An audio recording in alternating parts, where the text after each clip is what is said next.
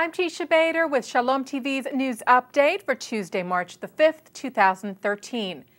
Israeli Defense Minister Ehud Barak met with newly appointed U.S. Secretary of Defense Chuck Hagel today at the Pentagon, where Hagel reassured Barak of the U.S.'s commitment to funding for its missile and rocket defense systems despite the recent sequestration.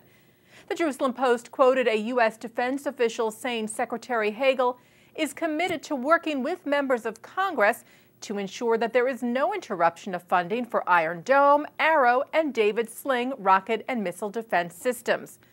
Barak and Hagel met for nearly 2 hours and addressed the main security issues facing Israel and the Middle East today, with the threat of a nuclear Iran in the forefront. During the talks, Barak stressed the importance of continuing to develop the special relations between the Israeli defense community and the Pentagon, and wished Hagel success in his new position. The Israeli defense minister was the first foreign counterpart to meet with the new U.S. Secretary of Defense since his swearing in last week. The Jerusalem Post reports that Israel's President Shimon Peres is due to leave Israel this evening on a week-long visit to Europe in an effort to strengthen ties between Europe and Israel. Peres will be visiting Brussels, Paris, and Strasbourg, where he will address the European Parliament, the first Israeli president to do so since Chaim Herzog nearly 30 years ago.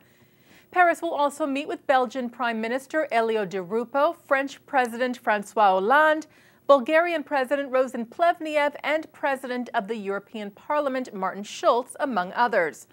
While in Belgium, Peres will participate in a ceremony honoring righteous among the nations, bestowing decorations on 11 Belgian citizens who risked their lives to save Jews during the Holocaust.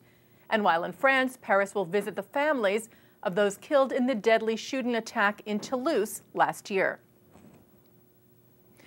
The American Israel Public Affairs Committee Policy Conference concluded today with participants lobbying their representatives on Capitol Hill this afternoon.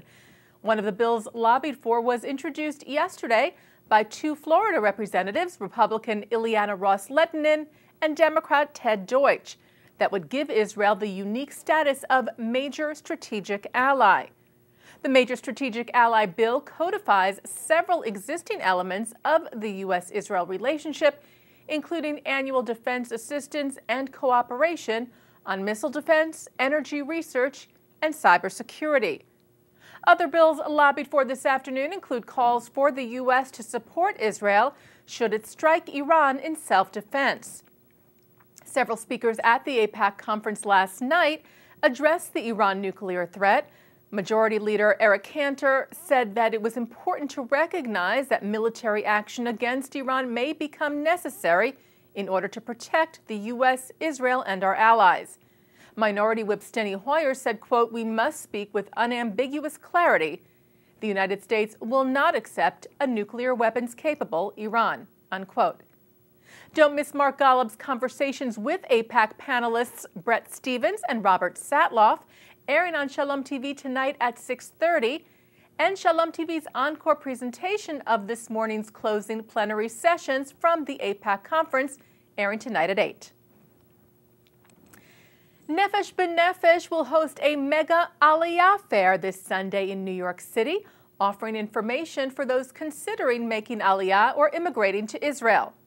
The fair is being run by the organization together with the Jewish Agency for Israel, Karen Kayemet, the Jewish National Fund USA, and Israel's Ministry of Immigrant Absorption.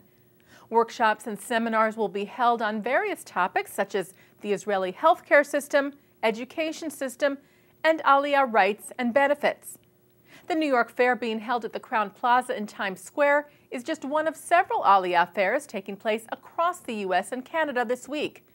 Nefesh B'Nefesh, in cooperation with the Israeli government and the Jewish Agency for Israel, is dedicated to revitalizing Aliyah from North America and the UK by removing or minimizing the financial, professional, logistical, and social obstacles that the Aliyah process can present.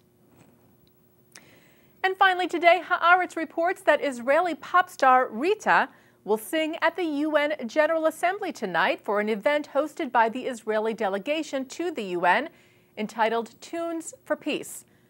Along with the Israeli delegation, the UN Secretary General is expected to be there, as well as the General Assembly President and leaders of the New York Jewish and Iranian communities.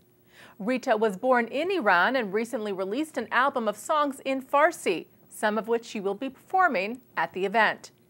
Israel's ambassador to the UN, Ron Prosor, said the voices usually heard in the General Assembly are those of condemnation and criticism towards Israel.